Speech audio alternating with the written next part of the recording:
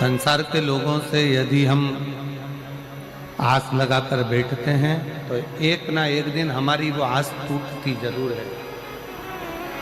एक ना एक दिन हमारी वो आस टूटती जरूर है। पर शिव महापुराण की कथा कहती है, अगर हमने पूर्ण विश्वास के साथ में, पूर्ण भरोसे के साथ में भगवान देवाधिदेव महादेव से जब कोई आस लगाई है, पूर्ण भरोसे के साथ में जब काल अधिपति महाकाल राजा से कोई आस लगाई है, पूर्ण विश्वास के साथ में जब हमने भगवान शंकर श्री कुबेरेश्वर बाबा से कोई आस लगाई है, पूर्ण विश्वास बाबा से कोई आस लगाई है, तो शिव महापुराण की कथा कहती है वो आस फिर टूटती नहीं है, वो आस पूर्ण होकर ही रहती है, पूर्ण होती ही है।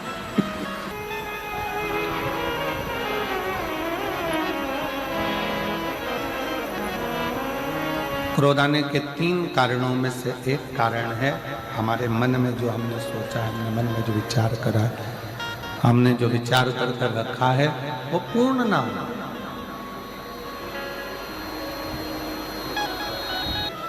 एक पति पत्नी से आस लगाकर बैठता है, पत्नी पति से आस लगाकर बैठती है, आस लगाकर बैठती है, सास बहू से आस लगाकर बैठती है, बेटा माँ बाप से आस लगाकर बैठता है और माँ बाप बेटे से आस लगाकर।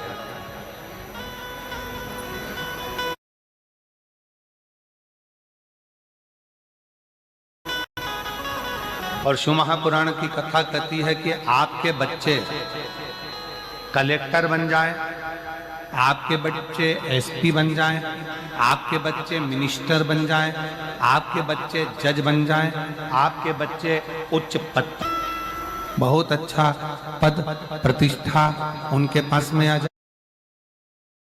जाए और बहुत उच्च पद पर अगर आपके बच्चे बैठ जाएं, तो कभी भी माँ बाप को ये नहीं सोचना चाहिए कि मेरा बच्चा इतने ऊंचे पद पर बैठा है तो वो मुझे संभाले।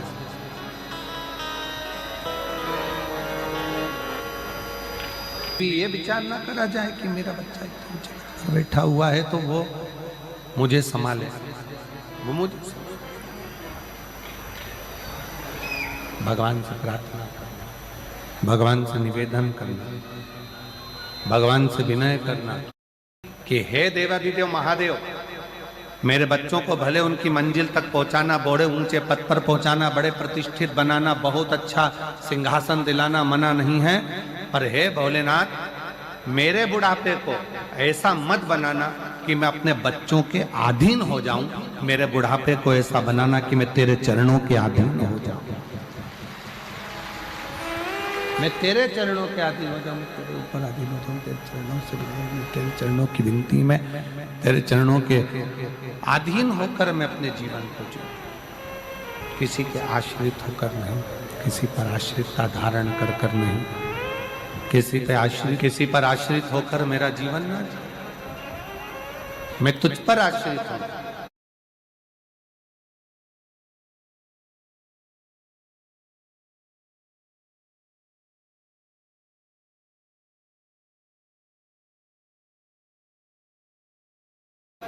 तेरे चरणों के बल पर मैं अपना पूर्ण जीवन निकाल सकता।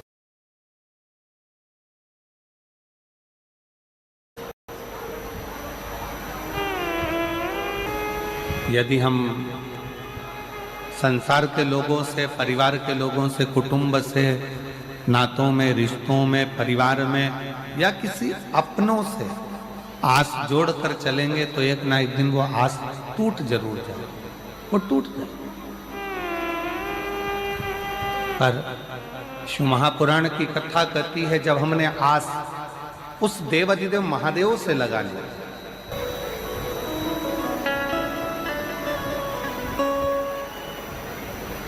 जितना विशाल कैलाश पर्वत है, दुनिया की दृष्टि में लगता है कि यह कैलाश पर्वत है, शिव महापुराण की कथा प्रेरणा देती है, भगवान शंकर की कथा प्रेरणा देती है, बताती है भगवान शिव की कथा। जितना विशाल कैलाश पर्वत है, शिव महापुराण की कथा कहती है उतना विशाल मेरे देव अधिदेव महादेव का दिल भी है। जो कैलाश की शरण में आता है वो शंकर के हृदय में आकर निवास करता चला जाता है, शिव के हृदय।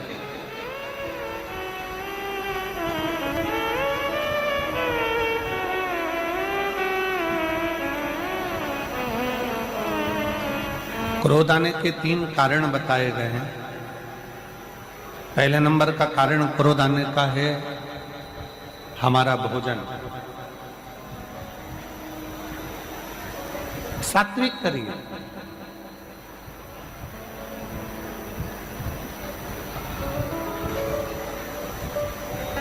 अच्छा भोजन ग्रहण करिए, गलत भोजन का त्याग करिए। दूसरे नंबर का है हमारे भीतर की अभिमत्ता, अहंकार। हमारे अंदर कितना भी अभिमान हो, हमारे भीतर जो अभिमान आ रहा है, अभिमत्ता आ रही है, अहंकार आ रहा है, इसका त्याग करते हैं।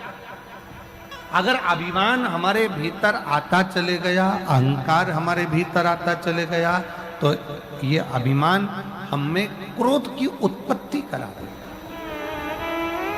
क्रोध को प्रकट करा देगा, क्रोध की उत्पत्ति करा देगा। खींच खींच के बोलना पड़ रहा है, थोड़ा सा उसको सुधारो, माइक को बहुत खींचना पड़ रहा है, तब आवाज निकल रही है उसमें।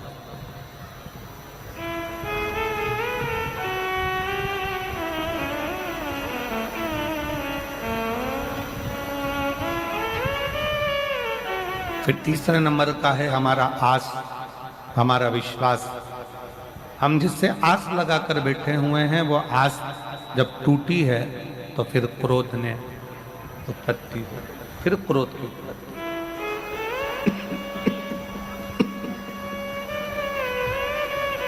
क्रोध बढ़ गया। रावण को अभिमान के कारण गुस्सा आ गया, अभिमत्ता के कारण क्रोध आ गया। और कैलाश पर्वत के से रावण जा रहा था, रावण के जाते जाते विमान रुक गया और विमान आगे नहीं गया, रुका। रावण को क्रोध आया, बहुत गुस्सा आया, बहुत क्रोध आया रावण को, बहुत।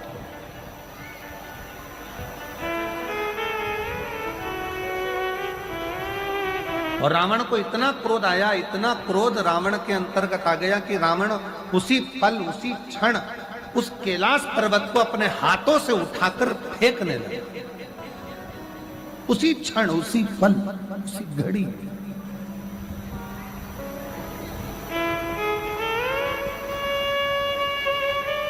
और जैसा रावण को क्रोध आया ना, अभिमत्ता के कारण, अहंकार के कारण, वैसा ही क्रोध आपको भी आता है।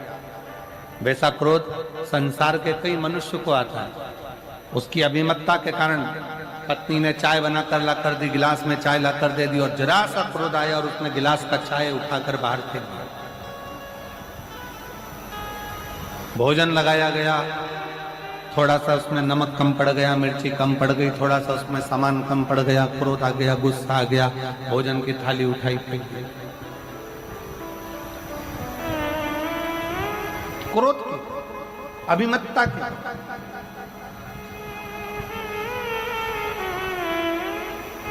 शायद भारत के संतों ने, इस भारत भूमि के संतों ने इसलिए कहा है कि सबसे बड़ा संयम है अपने क्रोध का संयम।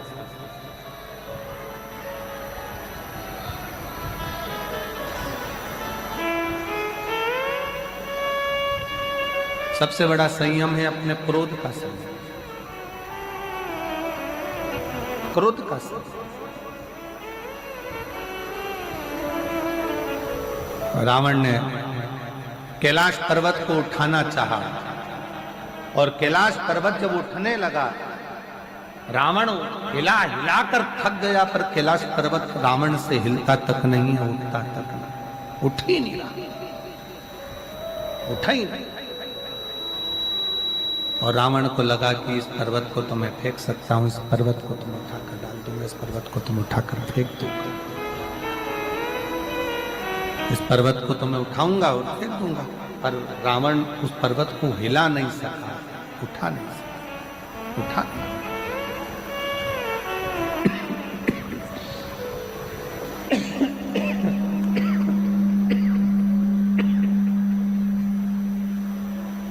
रावण उस पर्वत को हिला नहीं सका, उठा ना सका।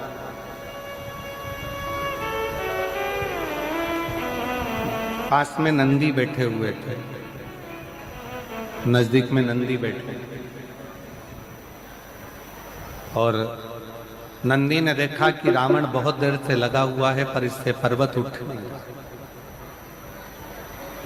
ये पर्वत इससे हिला नहीं है, पर्वत इससे उठा नहीं। तब नंदी ने रावण को अपने पास में बुलाया और रावण को बुलाकर नंदी ने कहा, इस पर्वत को हिलाने की जरूरत नहीं है और पर्वत को उठाने की जरूरत नहीं है।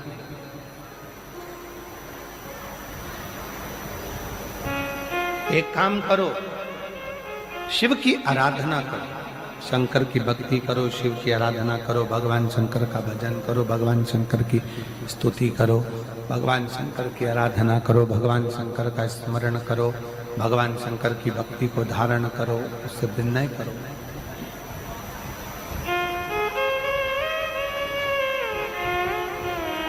जैसे राम जी समुद्र को सुखाना चाहते हैं पर समुद्र देवता से जाकर कह दिया गया कि आप राम जी से विनय करो, निवेदन करो, प्रार्थना करो, उनसे विनती करो।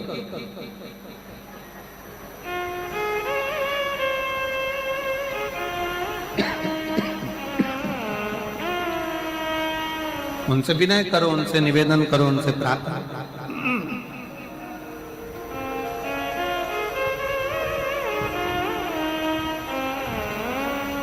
नंदी ने भगवान शंकर के सम्मुख में बैठे हुए नंदी ने उसी पल, उसी क्षण, उसी घड़ी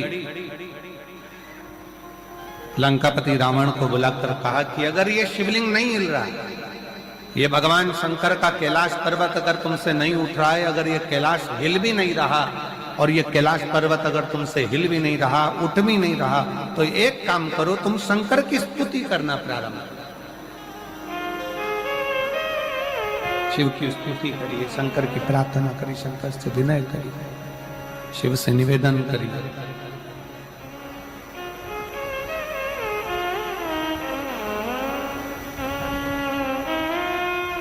और कितनी सुंदर बात नंदी ने कही है। नंदी ने ये बात जो कही वो वास्तव में बड़ी सुंदर है कि मान लो यदि कोई कार्य तुम्हारा हो नहीं रहा और पूरी दुनिया में तुमने कर कर देख लिया, बहुत प्रयास कर कर देख लिया, तो भी वो कार्य अगर तुम्हारा नहीं होता, तो फिर एक काम करो कि शिव की स्तुति, शंकर का गुणगान, शंकर की भक्ति, शंकर का स्मरण करो।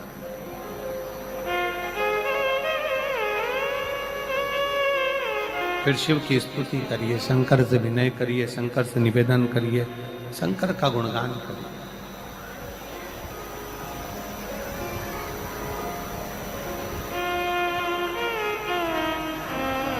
पर भगवान की भक्ति होती कब?